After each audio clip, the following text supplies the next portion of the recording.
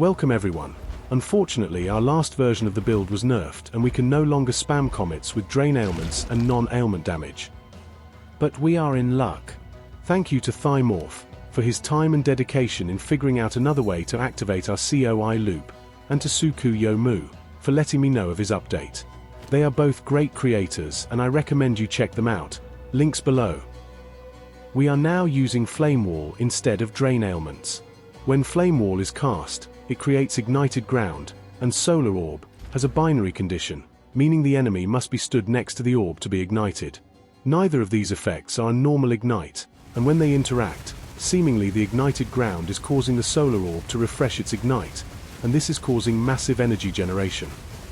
The build is almost identical to the last version, so if you were following that, the only thing to change are our gems. We are still level 80, and so this is a continuation of the budget leveling guide. Higher investment options will be soon to come. It takes a second for us to trigger our Flame Wall, because we have low damage with 0 gear and level 17 gems, but once Flame Wall does activate, the comets start to rain.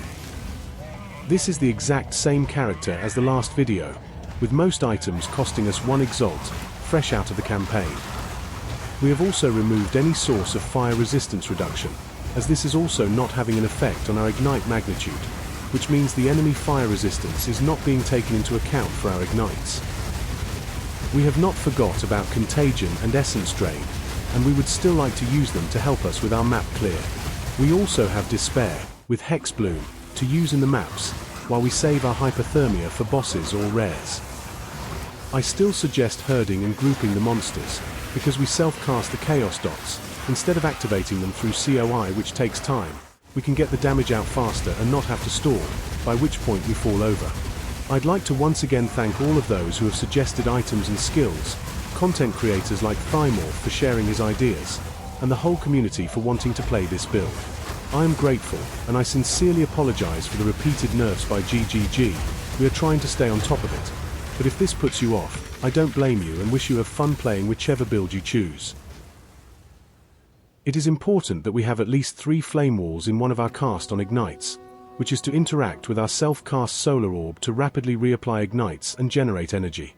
We also still use 2 separate comet gems, linking one with Spell Echo, and the other with Spell Cascade. And as mentioned earlier, our Essence Drain and Contagion are only to be used for map clearing. Solar Orb is for bosses or difficult rares. Solar Orb does also require overabundance for our budget version, as showcased in the last video.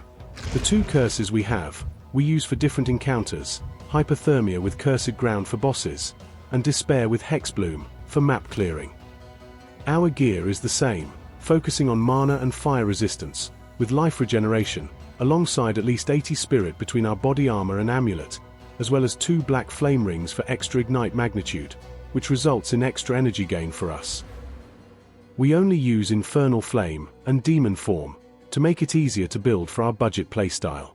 We heavily focus on flask generation and recovery, because this is how we sustain our Infernal Flame, combined with Eternal Youth, and later swapping to the Gnashing Sash.